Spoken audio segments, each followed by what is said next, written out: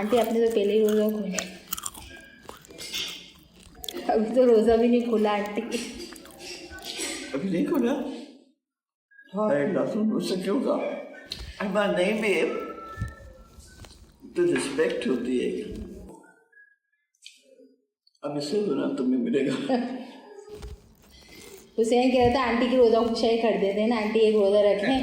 कह रहे थे आंटी की अम्मा आंटी की आप रोज़ा खुशाई करें ना, एक रोज़ा रखवाएं आंटी को, रखेंगे आंटी रोज़ा। ये रोज़ा खुशाई होगी।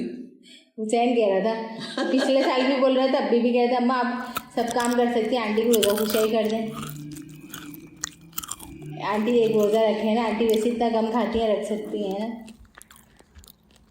मैं रख तो लूँ लेकिन फिर मेरा मजाक उड़ाओगे। नहीं आंटी, इसमें कौन मजाक उड़ाएगा, बल्कि सब खुश होंगे। दीन के मामले में कौन मजाक उड़ाएगा आपका, सब खुश होंगे। दीन का मजाक मेरा मजाक उड़ाएगा। नहीं कोई मजाक नहीं उठाएंगे ना, आप रखेंगे। आप देख लेना कि आपका दिल चाहे, अगर आप बर्दाश्त कर सकती हो।